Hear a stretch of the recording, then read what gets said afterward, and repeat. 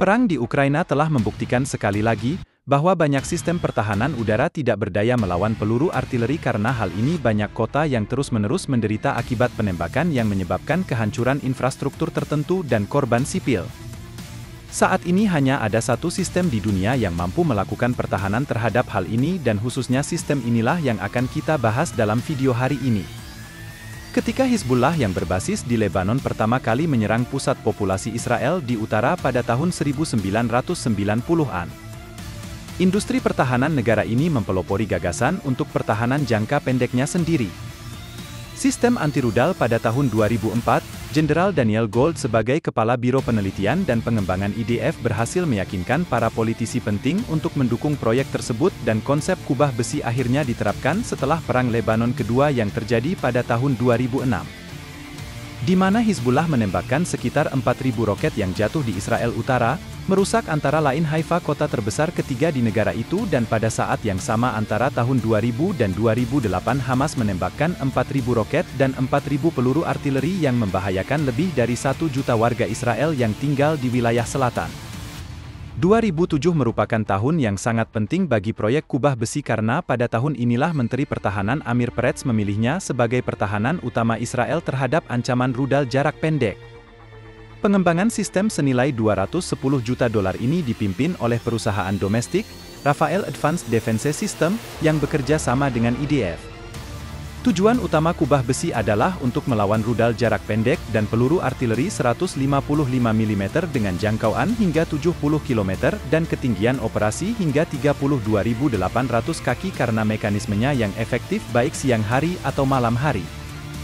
Serta kemampuannya dalam segala cuaca, sistem ini dapat merespons berbagai ancaman secara bersamaan. Sistem ini terdiri dari 3 komponen utama radar pendeteksi dan pelacakan yang dibangun oleh perusahaan pertahanan Elta dan industri dirgantara Israel bekerja sama dengan IDF.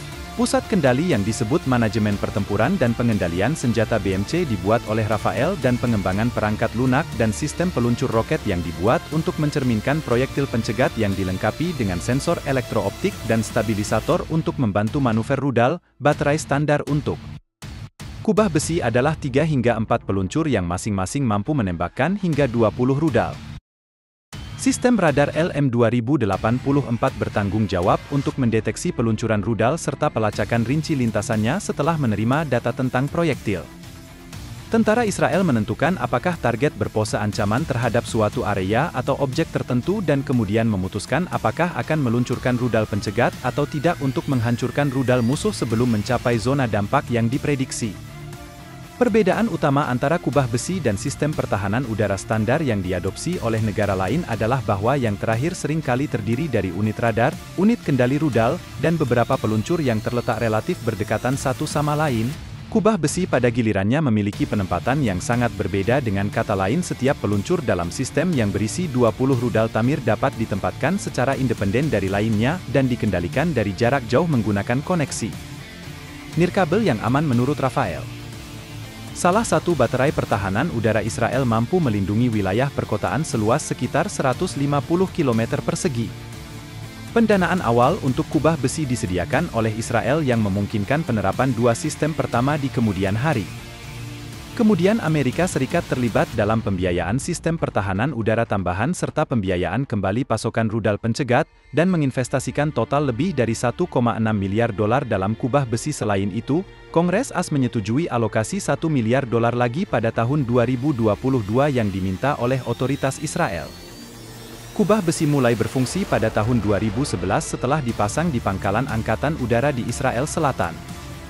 Baterai lain ditetapkan untuk ditempatkan di daerah dekat kota Sderot selama peningkatan aktivitas di sepanjang perbatasan Gaza. Sistem pertahanan udara melewati serangkaian uji lapangan dan dipasang di daerah Beersheba pada bulan Maret 2011. Setelah 2 serangan roket oleh pasukan musuh pada bulan yang sama dan pada bulan April 2011 kubah besi berhasil mencegat sebuah roket yang ditembakkan ke Ashkelon dari Gaza. Segera setelah itu sebuah pesawat Angkatan Udara Israel membalas terhadap unit yang menembakkan rudal tersebut. Hanya 1 minggu kemudian kubah tersebut menembak jatuh 4 rudal lagi pada tanggal 20 Agustus 2011 ketika salvo 7 rudal ditembakkan dari Gaza di Beersheba. Sistem pertahanan udara menghancurkan 6 salah, 1 hilang. Ini mengkonfirmasi kinerjanya yang tinggi, perusahaan pengembang telah memperkirakannya sekitar 90%. Terlebih lagi keberhasilan sistem ini dalam melawan tembakan roket dari Gaza telah memaksa para wali kota di kota-kota di selatan Israel untuk memperjuangkan hak untuk menjadi sistem berikutnya yang akan dikerahkan sistem pertahanan udara di wilayah tersebut. Meskipun IDF telah mengklarifikasi bahwa karena kurangnya banyak baterai, mereka saat itu tidak dapat memperluas cakupan wilayah Kubah tersebut sejak IDF membunuh Sekretaris Jenderal Komite Perlawanan Rakyat di Gaza pada tanggal 9 Maret 2012. Lebih dari 300 roket telah ditembakkan ke Israel, 117 di antaranya mendarat di wilayahnya. Kubah besi berhasil mencegat sekitar 56 peluru yang ditujukan ke pusat-pusat populasi. Serangan ini diikuti oleh operasi pilar pertahanan antara tanggal 14 dan 21 November. Kubah besi mencegat 421 roket dan tambahan baterai dikerahkan ke daerah Tel Aviv tak lama setelah 2 roket ditembakkan di sana dan kemudian setelah beberapa jam berhasil mencegat proyektil ketiga yang diluncurkan melalui kota. Hal yang paling menarik adalah bahwa baterai pertahanan udara ini rencananya akan dimasukkan ke dalam operasi tidak lebih awal dari tingkat total intersepsi yang berhasil dalam operasi pilar pertahanan.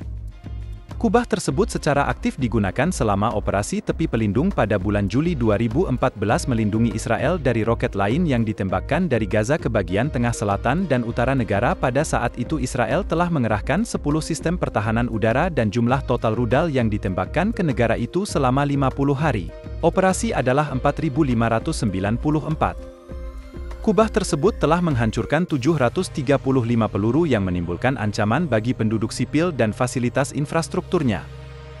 Mencapai 90 kemanjuran dalam mencapai sasaran dan mencegat lebih dari 70 rudal pada saat yang sama. Hanya 25 roket yang ditembakkan dari Gaza yang dianggap mengancam karena akurasi yang rendah, lintasan yang tidak stabil, dan kualitas pembuatannya secara keseluruhan. Pada bulan Mei 2018 Korps Garda Revolusi Islam Iran IRG mengumumkannya telah menembakkan 20 rudal dari Suriah ke Israel sebagai pembalasan atas serangan udara terhadap fasilitas IRGC.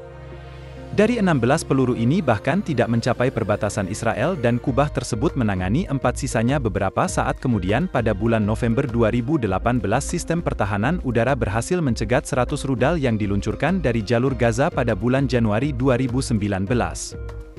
Tetapi mungkin penggunaan kubah besi yang paling terkenal adalah krisis Israel-Palestina tahun 2021 dan pada pagi hari tanggal 7 Oktober 2023, pejuang Palestina pimpinan Hamas melancarkan invasi besar-besaran terhadap Israel dari jalur Gaza meskipun Iron Dome kewalahan menghalau roket tersebut.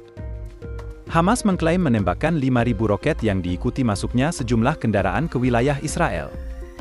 Iron Dome sekali lagi terbukti sangat berharga, mencegat 90% proyektil yang ditembakkan ke arah Israel. Menurut para pejabat Israel, ini sekitar 90% efektif dalam menghentikan roket jarak pendek yang ditembakkan oleh Hizbullah di Lebanon atau Hamas dan Jihad Islam di negara tetangga Gaza. Sistem ini melindungi warga Israel dari semua latar belakang dan agama.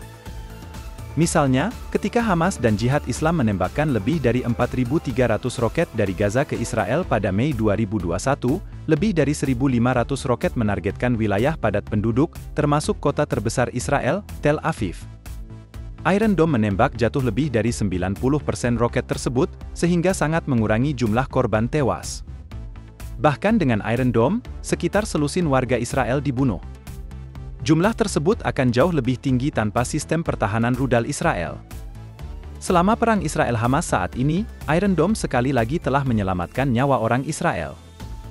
Hamas dan Jihad Islam Palestina telah menembakkan lebih dari 10.000 roket ke Israel.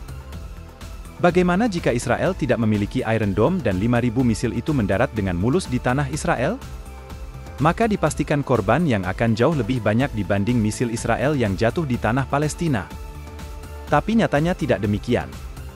Israel memproteksi rakyatnya dari berbagai ancaman.